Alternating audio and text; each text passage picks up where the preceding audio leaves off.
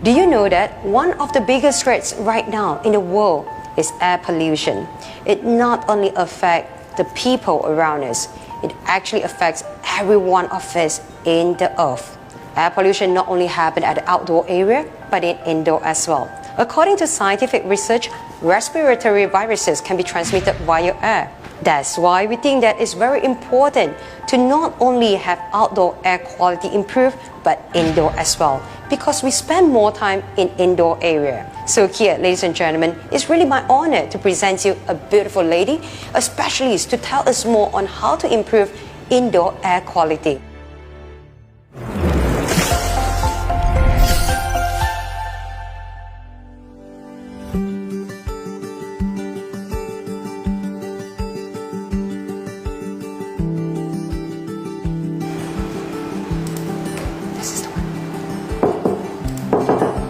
Hi, come in. Hello. Hello, hi. Hi, Susian. Hi.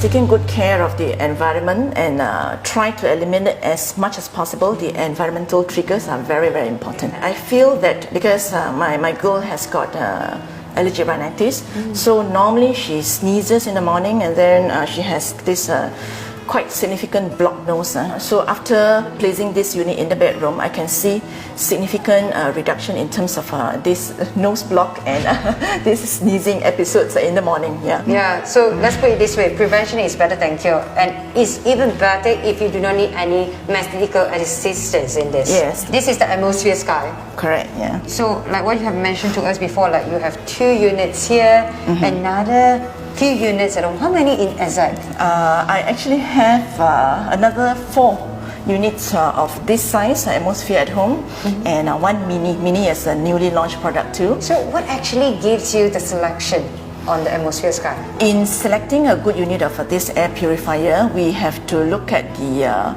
filtration, the efficacy of filtration, and then the particle size that can be filtered, and also of course about this, we call it CADR, the clean air delivery rate. So when I got to know about this unit, I was actually very impressed about the size of the particles that can be filtered. So most brands in the market, we call it as a standard HEPA.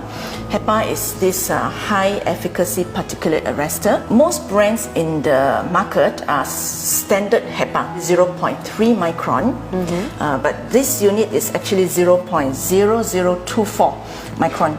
This is 125 times smaller than the usual brand, but this is really working towards the extreme, 0.0024. For instance, this is actually 30,000 times smaller than a strand of our hair, the diameter. A strand of hair? 30,000 times smaller. That's where the efficacy comes from.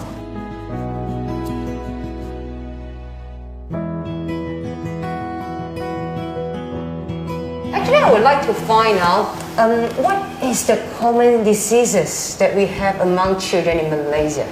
Mainly related to infection. So we do see patients, let's say with fever, coughing, this flu, diarrhea, vomiting, almost a daily basis. Another large group would be these diseases related to allergy, which in medical term we call atopy. For instance, eye allergy, nose allergy, this is allergic rhinitis, and then skin allergy. I see. Well, may I know why they have this infection? What's the reason of this infection? The infection is mainly due to this transmission of viruses and bacteria, mostly from the air. Now we also have some airborne diseases from droplets in the air, and also contact from surfaces. These are the commonest routes of infection. Is there a way to kill viruses or bacteria in the air, the airborne type? The airborne, maybe not so much on killing the viruses and bacteria. It is to reduce the viral load in the air by maybe allowing this good ventilation. Good ventilation is the key. So in settings, maybe indoor with a combined area, we have to sort out with other maybe a good unit of air purifier. This is what we use to try to reduce as much as possible the viral load and also the rest of the contaminants. Actually, not only about the viruses and the bacteria. There are a lot of other contaminants that we can't see. So the rest would be this dust related. You know that you have mentioned air pollution. So about PM 2.5 and all these particles, small or very tiny or big particles, all are possible contaminants in the air.